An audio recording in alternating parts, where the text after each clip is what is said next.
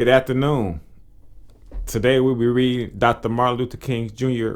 paper on the influence of the mystery religions of Christianity, but we're going to call it the influence of ancient Egypt on Christianity. It was written on 1949 November. Here's the prelude from a person writing about the critiquing the paper. It says, King wrote this paper for the course development of Christian ideas taught by Davis. That's his professor. The essay examines how Christianity developed as a distinct religion with a set of central tenets and how it was influenced by those pagan religions it assimilated. King repeats material from an earlier paper, A Study of Mithraism.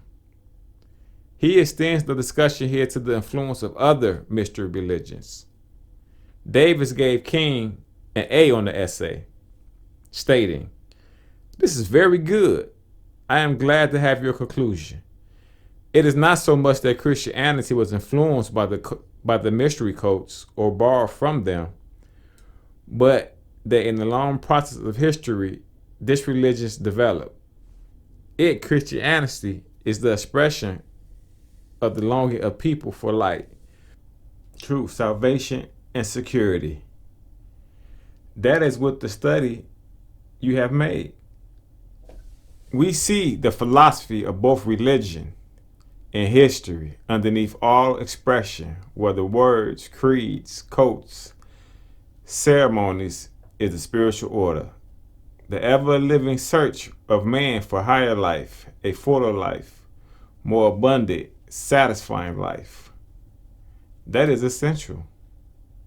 Never stop with the external, which may seem like borrowing, but recognize it is the perennial struggle for truth, for the life itself. So through experience, knowledge, as through other forms, the outer manifestations of religions change. The inner spiritual continues forever.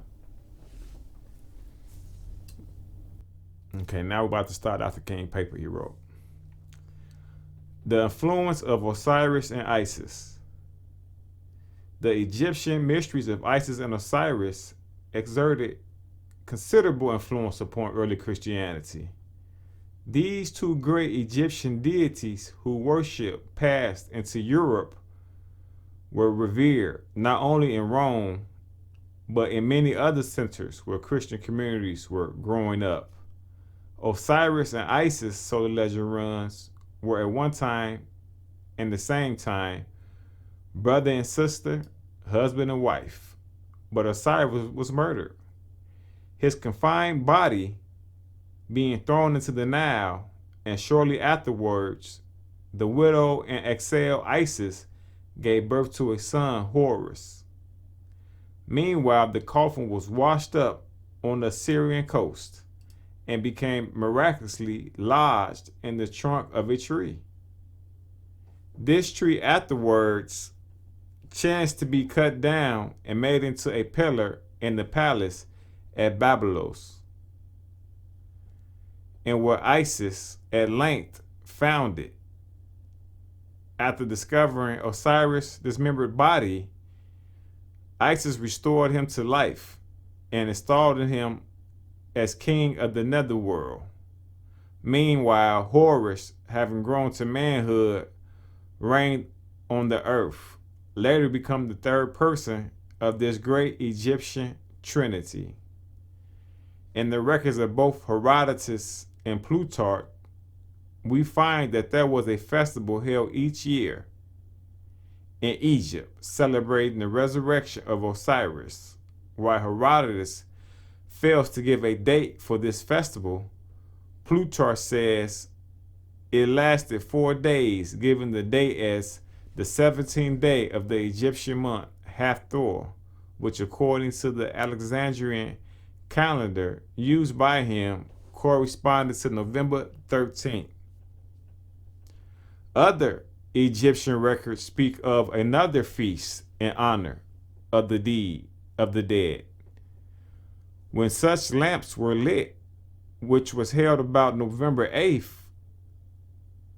It is interesting to note that the Christian feast of All Souls in honor of the dead likewise falls at the beginning of November. And in many countries, lamps and candles are burned all the night on that occasion. There seems little doubt that this custom was identical with the Egyptian festival. The festival of All Saints, which is held one day before that of All Souls, is also probably identical with it in origin.